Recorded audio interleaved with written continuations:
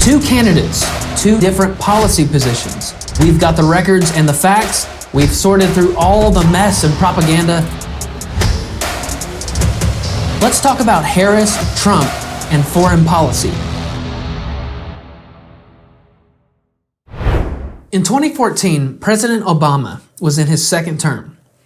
There were wide protests in Ukraine against Viktor Yanukovych, who had rejected association with the European Union to maintain closer ties with Russia. In other words, he was a pro-Russian president.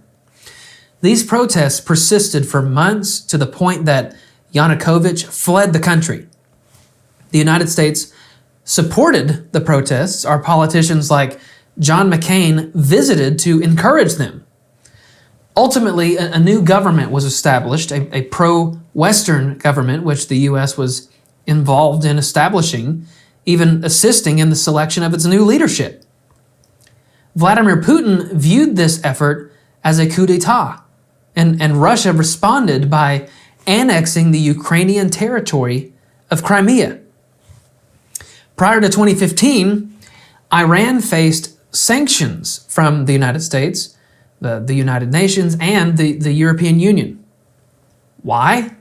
Because they were building nuclear weapons, funding and supporting terrorism like Hezbollah, Hamas, and Shia militias in Iraq.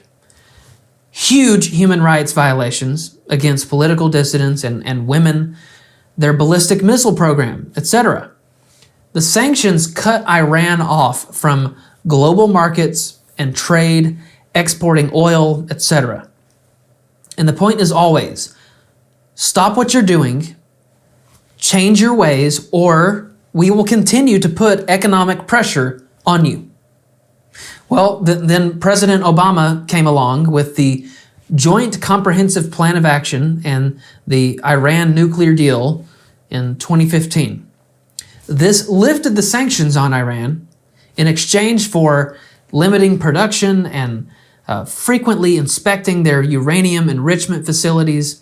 A part of this deal included unfreezing nearly $100 billion in assets. And outside the Iran nuclear deal, in the following year, we gave Iran $1.7 billion in some ridiculous settlement from a military equipment deal going back to 1979. Well, this is right before President Trump takes office, during which time, in 2018, we withdrew from the deal. Why?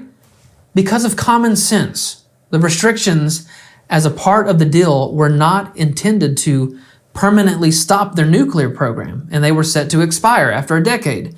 The deal did nothing to address their missile production, which would be the rockets to carry the nuclear warheads. The inspections were not extensive. They were not unannounced, so they could very well have easily hidden any activity. And oh yeah, they're the state sponsor of terror in the Middle East. Not to mention, dictators and supreme leaders don't exactly use wealth to enrich the lives of their citizens. So Trump reimposed crippling sanctions on Iran. Trump also took out Qasem Soleimani 2 years later. And again, Iran could have stopped with all of their senseless, terroristic garbage in order to improve the lives of Iranians. But they chose not to. They just held out for 2020 when Joseph Robinette Biden shuffled into the White House and they began negotiations on reinstating the JCPOA. On the eastern border of Iran sits another country known as Afghanistan, where the U.S. has had heavy military presence for 2 decades due to the war on terror in the aftermath of 9/11. Their goals were to eliminate Al-Qaeda, remove the Taliban, that's 2 terrorist regimes, the former harboring the latter, and establish democracy there. Well, that last goal proved to be impossible. And that's what most of the American leadership understood, including our last 3 presidents. However, the process of ending the war and withdrawing our involvement also proved very difficult. President Obama brought large swaths of our forces home, but President Trump had a plan. His administration created a peace deal with the Taliban in February of 2020, which included a timeline for removal. In 135 days, U.S. forces would be out by May 1st, 2021. If the Taliban agreed not to allow groups like Al-Qaeda to operate, and they had to agree to a ceasefire, not harming a single American in that timeline, in the process. There was a transition process negotiated, and if the Taliban broke their agreement, the process would stop. Well, Trump didn't win a re-election, and when the Taliban began to break their ends of the deal, Biden did nothing. He pressed forward and set a deadline for removal by August 30th, 2021. Then, months later, the removal began. The Taliban quickly took control of Kabul, and thousands of Afghans and foreign nationals, like Americans, began fleeing the country. The newly established Afghan government collapsed, and a frantic evacuation began. The Hamid Karzai International Airport in Kabul became the epicenter of chaos as thousands were attempting to flee the country. The Afghan military crumbled without full U.S. support there. And then, on August 26th, a suicide bomber killed 60 Afghans and 13 U.S. soldiers. 120,000 people were evacuated, but many were left behind, including American citizens and allies, leaving them vulnerable to Taliban assault. The U.S. also left behind over $80 billion in military equipment, which immediately fell into the hands of the Taliban, a terrorist organization. We're talking guns, rockets, vehicles, and aircrafts left in the hands of terrorists. Not only did this frustrate our NATO allies, it was a signal to our enemies that the new American regime was weak, stupid, and messy. That is why 6 months later, on February 24th, 2022, Vladimir Putin declared a full-scale invasion of Ukraine. It's the same reason that China has increased military pressure, diplomatic isolation, and economic pressure on Taiwan. And it's the same reason that an Iranian-sponsored terror regime known as Hamas murdered over 1,200 Israeli citizens on October 7th, 2023. This is what bad foreign policy creates. Global destabilization, chaos, and death. Right now, Americans have a choice to continue with more of the same or return to a time of peaceful and strong foreign policy in a second Trump administration. He's trying to, again, divide and distract from the reality, which is it is very well known that Donald Trump is weak and wrong on national security and foreign policy. And it is absolutely well known that these dictators and autocrats are rooting for you to be president again because they're so clear they can manipulate you with flattery and favors. And that is why so many military leaders who you have worked with have told me you are a disgrace. That is why we understand that we have to have a president who is not consistently weak and wrong on national security, including the importance of upholding and respecting in highest regard our military. Putin endorsed her last week, said, I hope she wins. And I think he meant it, because what he's gotten away with is absolutely incredible. It wouldn't have happened with me. The leaders of other countries think that they're weak and incompetent, and they are. They're grossly incompetent. And I just ask one question. Why does Biden go in and kill the Keystone Pipeline and approved the single biggest deal that Russia's ever made, Nord Stream 2, the biggest pipeline anywhere in the world going to Germany and all over Europe, because they're weak and they're ineffective. And Biden, by the way, President gets paid Trump, a lot of money. Thank you. We have a lot of issues to get to.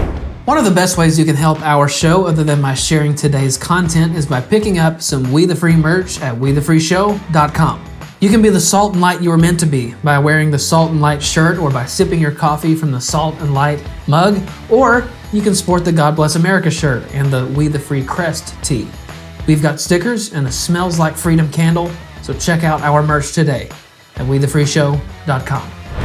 If we take the origins of the conflicts in order, the candidates were asked how they would end the war in Ukraine and how they would deal with Vladimir Putin. Keep in mind all of this history and listen to what they both said. We're in for 250 billion or more because they don't ask Europe, which is a much bigger beneficiary to getting this thing done than we are. They're in for $150 billion less because Biden and you don't have the courage to ask Europe like I did with NATO. You take a look at what's happening. We're in for 250 to 275 billion. They're into 100 to 150. They should be forced to equalize. With that being said, I want to get the war settled. I know Zelensky very well, and I know Putin very well. I have a good relationship, and they respect your president, okay? They respect me. They don't respect Biden. How would you respect him? Why? For what reason?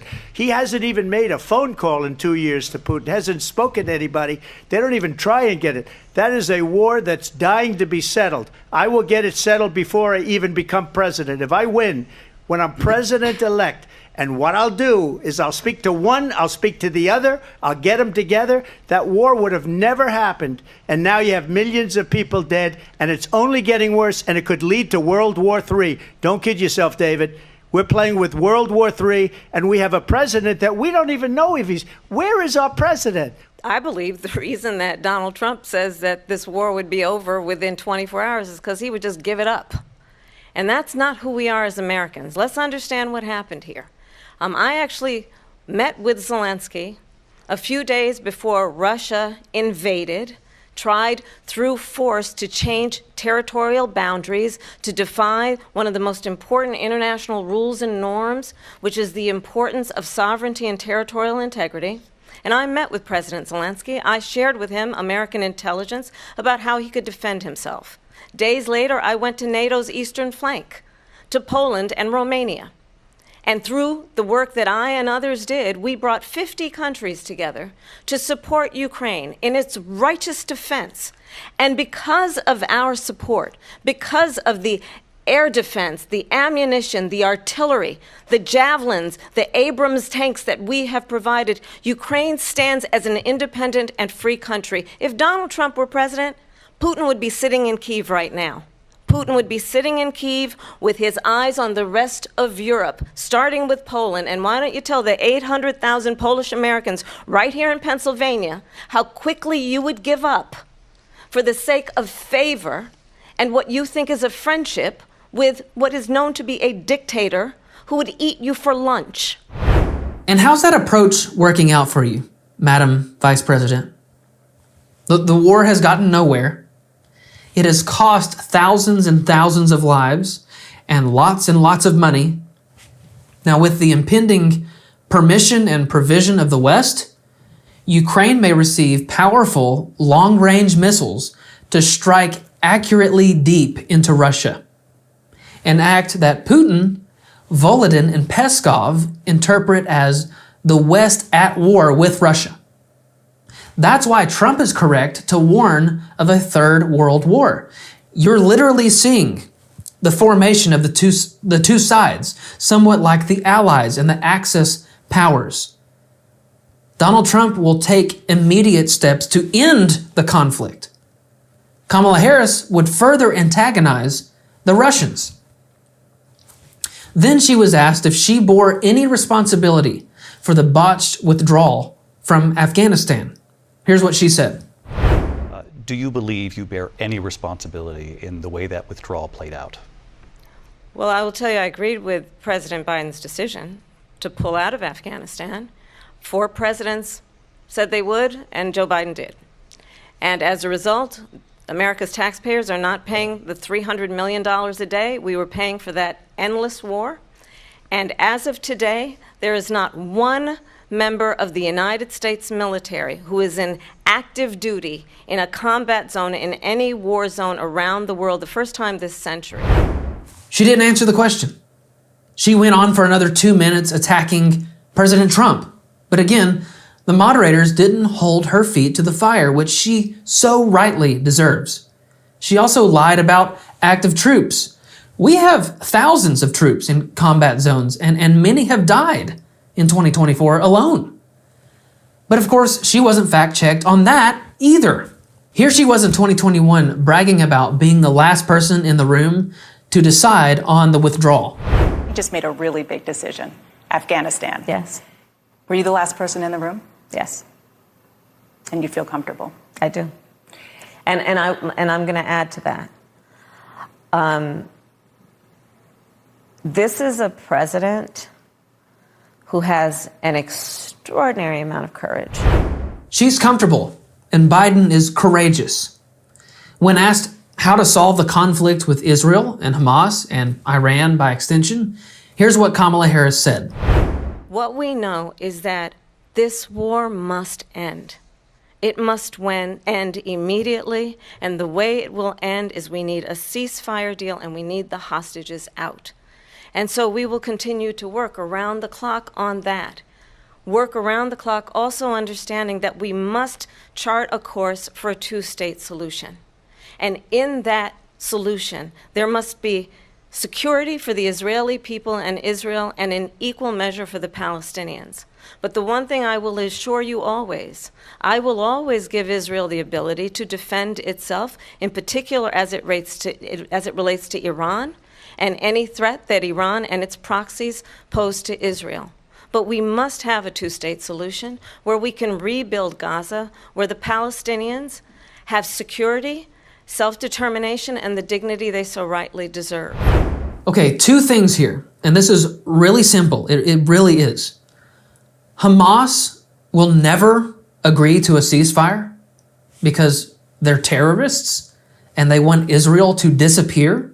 Israel will never agree to a ceasefire as long as Hamas exists and hostages are retained. Secondly, there is no such thing, and there will never be such a thing as a two-state solution.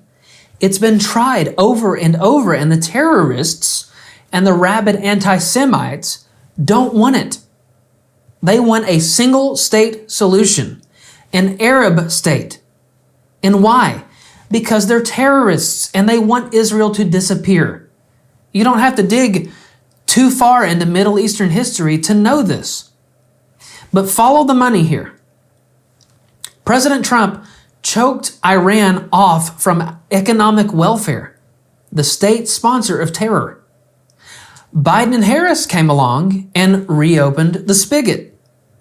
So the money flowed in and flowed all the way to Hamas and Hezbollah and the Houthis through training, weapons, and support, and here we are. It is their fault that October 7th happened in numerous ways. But in a nutshell, it's from bad foreign policy. Here was President Trump's response.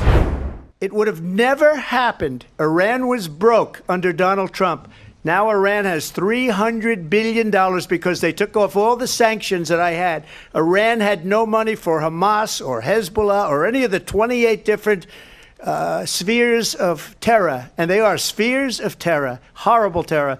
They had no money. She hates Israel. She wouldn't even meet with Netanyahu when he went to Congress to make a very important speech. She refused to be there because she was at a sorority party of hers. She wanted to go to the sorority party. And that story is absolutely true. Biden met with him, but after freshly becoming the nominee for the Democratic Party, Kamala Harris skipped the meeting for a sorority party because, again, she has great foreign policy. Thanks for watching today.